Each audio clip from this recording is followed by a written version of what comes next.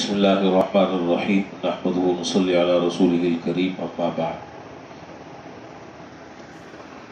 وعن أبي مسعود الأنصاري رضي الله تعالى عنه قال قال النبي صلى الله عليه وسلم إذا لم تستحي فاصنع ما شئت. حضرت ابو مسعود انصاری رضی اللہ تعالیٰ عنہ سے روایت ہے کہ جناب نبی کریم صلی اللہ علیہ وسلم نے ارشاد فرمایا کہ جب تم میں حیا باقی نہ رہے پھر جو چاہو کرو. کل بھی یہ حدیث پڑھی تھی اور اس حدیث سے متعلق چند ابتدائی باتیں ذکر کی تھی.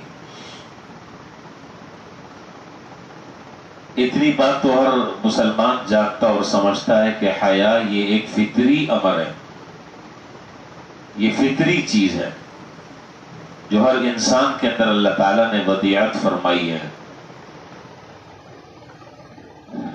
جس آدمی کو اللہ تعالیٰ کامل الحیا بنا دیں اس آدمی کا کیا کہنا، اس سے پورے معاشرے کو اور خود اس آدمی کو اور اس کے ارد گرد رہنے والوں کو کتنا سکون اور کتنی عافیت نصیب ہوتی ہے، اس کا مشاہدہ ہر آدمی کرتا ہے. اور اللہ نہ کرے کسی بہیا آدمی کے ساتھ گزارا کرنا پڑے، کسی بے شرم آدمی کے ساتھ زندگی گزارنی پڑے تو آپ کو پتا ہے کہ کس اذیت کے ساتھ آدمی اپنا وقت گزارتا ہے. حضور صلی اللہ علیہ وسلم نے دوسری حدیث میں جو میں نے کل بھی ذکر کی تھی،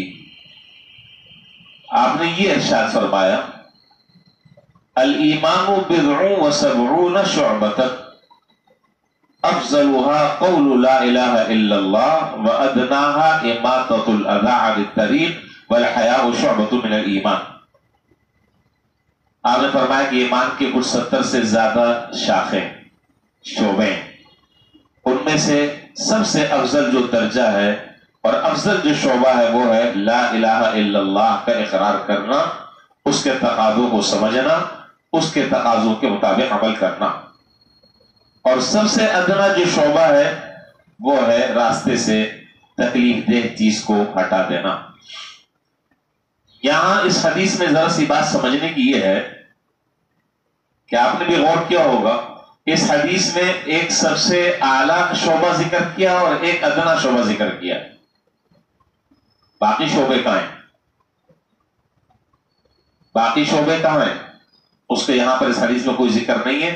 البتہ ان درمیانی شعبوں میں سے ایک شعبے کو ذکر کر دیا ہے آخر میں، لیکن یہ بالکل عجیب سا بے ربط جملہ معلوم ہوتا ہے، ہمیں بظاہر ایسا معلوم ہوتا ہے، لیکن حضرات محدثین نے اس کی خاص وجہ لکھی ہے. اول افضل شعبہ ذکر، ادنا شعبہ ذکر، درمیان میں کوئی شعبہ نہیں.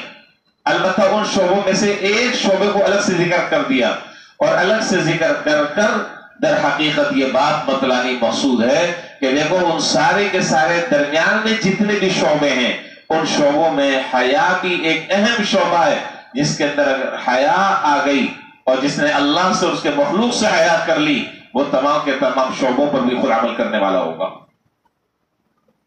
تو یہ بڑی اونچی صفت ہے.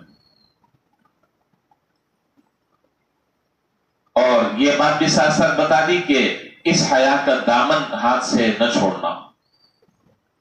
اللہ نہ کرے اس حیا کا دامن اگر چھوڑ دیا تو پھر گناہوں کا وہ سیلاب آئے گا کہ اس کے آگے جتنے بد باتوں کے سب کو وہ ختم کر دے گا. اس کو نہ چھوڑنا. ایک محدث ہیں، ان کا نام ہے حضرت عبداللہ بن مسلمہ قعنبی رحمۃ اللہ علیہ. حضرت عبداللہ بن مسلمہ قعنبی رحمہ اللہ، یہ ہمارے ہاں جو عربی مدارس میں کتابیں پڑھائی جاتی ہیں، جو حضرات اس کی بنیادی چیزوں سے واقف ہوں گے انہوں نے سیاہ ستہ کا نام سنا ہوگا. سیاہ ستہ وہ 6 حدیث کی مشہور ترین کتاب کہ جن کو سیاہ ستہ کہا جاتا ہے، بخاری شریف، ترمذی شریف، مسلم، ابو داؤد، ابن ماجہ، موطن وغیرہ وغیرہ، نسائی. اس کو سیاہ ستہ کہتے ہیں. آپ حیران ہوں گے، بڑا عجیب واقعہ میں اب ذکر کرنے لگا ہوں. یہ حضرت عبداللہ بن مسلمہ قعنبی رحمۃ اللہ علیہ یہ سیاہ ستہ کے جتنے بھی مصنفین اور محدثین گزرے یہ ان کے استاد ہیں، یہ ان کے استاد ہیں. تو جب ان محدثین کا یہ حال ہے کہ اللہ تعالیٰ نے ان کی لکھی ہوئی کتابوں کو شہرۂ آفاق شہرت عطا فرمائی، تو ان کے استاد کا کیا عالم ہوگا؟ استاد کس درجے کے ہوں گے؟ خیر، اور آپ نے جو حضرات طلبہ ہیں جو بڑے درجے کے، وہ جانتے ہیں کہ امام ابو داؤد رحمۃ اللہ علیہ نے اپنی سنن ابی داؤد میں جگہ جگہ ان سے اپنی کتاب میں روایت لی ہے. اور حدثنا القعنبی اپنی کتاب میں ان سے روایت بہت ساری ذکر کی ہیں. بہرحال تمام سیاہ ستہ کے استادوں کے یہ استاد ہیں. ان کے حالات میں لکھا ہے کہ یہ شروع میں ایسے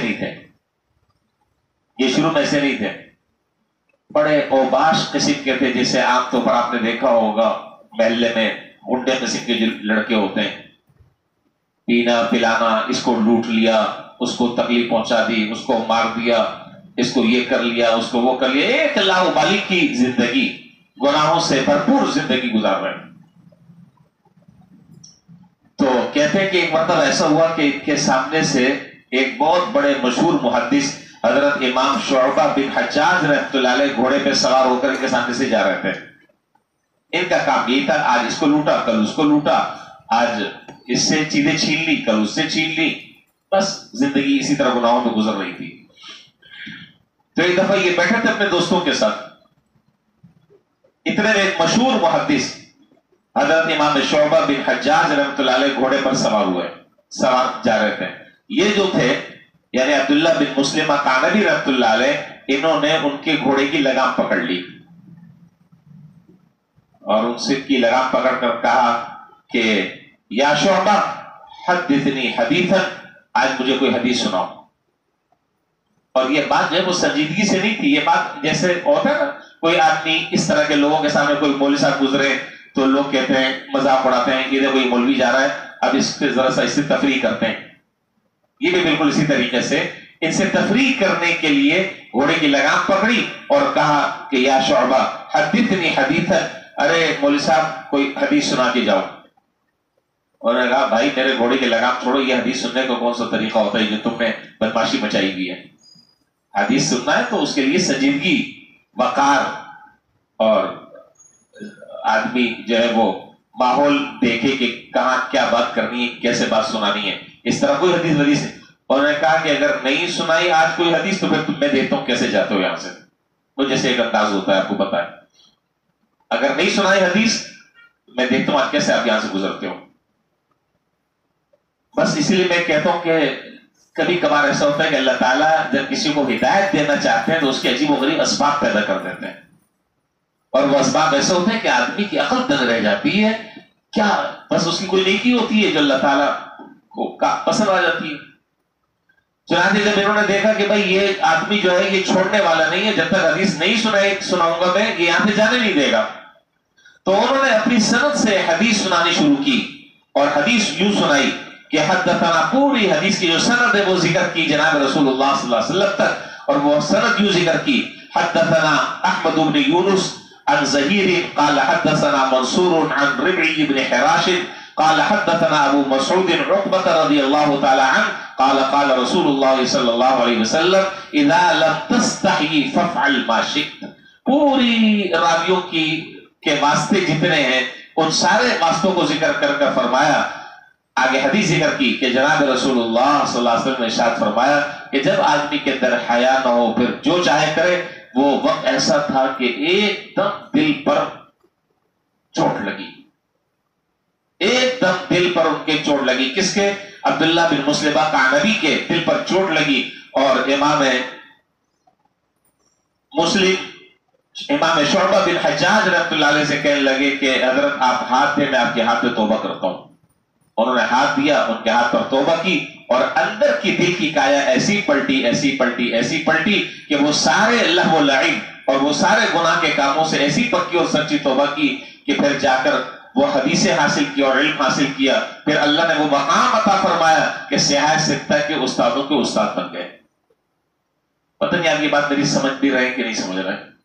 اللہ نے وہ مقام عطا فرمایا۔ تو یہ حدیث جو ہے ان کے دل پر جا کر لگی کہ جناب رسول اللہ صلی اللہ علیہ وسلم نے ارشاد فرمایا کہ جب آدمی کے اندر حیا نہ ہو تو پھر جو چاہے کرے۔ تو معلوم یہ ہوا کہ حیا کا وصف جو ہے یہ ایک بہت بڑا وصف ہے جو انسان کے کردار کو نکھارتا ہے، اور خدا نخواستہ اللہ نہ کرے اگر آدمی بے حیا اور بے شرم ہو تو ہر آدمی اسے کانوں کو ہاتھ لگاتا ہے۔ اس سے متعلق کچھ اور روایتیں بھی ہیں، زندگی رہی پھر کل بات کریں گے انشاءاللہ۔